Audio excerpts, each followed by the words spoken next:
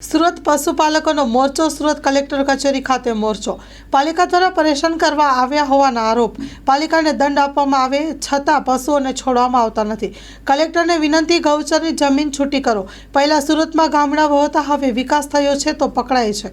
પાલિકા દ્વારા આકરો દંડ આપી હેરાન કરાય છે story report by Satish Kumbhani સાથે કેમેરામેન ચિંતન ગજેરા મારું નામ દિનેશભાઈ રબાર ગૌપાલકો જ્યારે ગૌમાતાને લઈ અને ચારવા જતા હોય છે ત્યારે ગૌપાલકના ઉપર ગુનો દાખલ કરી દેવામાં આવે છે ગૌમાતાને ડબ્બામાં પૂરી દેવામાં આવે છે તો ગૌપાલક ગૌમાતાને ચારવા ના લઈ જાય તો બીજો કોઈ હીરા ઉદ્યોગનો વેપારી લઈ જશે કે કાપડ ઉદ્યોગનો વેપારી લઈ જશે અમે રજૂઆત એ કરવા માટે આવ્યા હતા જ્યારે ગૌમાતાઓ 4 મહિનાથી ડબ્બામાં છે ગૌમાતાને ખાવા માટે નીણ નથી કોર્પોરેશનના અધિકારી એવું કહેતા હોય કે બધી વ્યવસ્થા છે તો ગૌપાલકોના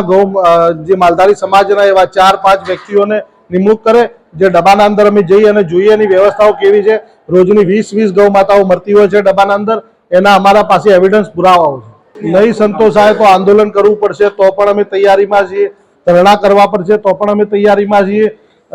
હિન્દુ ધર્મના દીકરા છીએ ગૌ માતા ઉપર અત્યાચાર થશે તો પોતાના જીવ જશે તો પણ અમે રાજી અમારા જીવ આપવા માટે પણ તૈયાર અમે તો એક બાજુ અમે એવું જોઈએ છે કે દેશના વડાપ્રધાન નરેન્દ્ર મોદી કંઈક સારું કાર્ય કરતા હોય સંસદ ભવન બનાવતા હોય છે ત્યારે ગૌ માતાને તિલક કરી અને ગૌ માતાના પહેલા ચરણ અંદર મૂકતા હોય છે તો ગુજરાતના અંદર ગૌ માતાને ન્યાય ક્યારે મળશે અમને તે દેખાતું નથી. માં motor driving safe and sure driving. Driving એ શોખ સાથે આપની મોટી જવાબદારી પણ છે. અમારા ઇન્સ્ટ્રક્ટર દ્વારા સચોટ અને સરળ માર્ગદર્શન. આપની રોજની તાલીમની માહિતી મેળવીને શું અધુરાશ છે એના ઉપર પૂરું ફોકસ કરાય છે.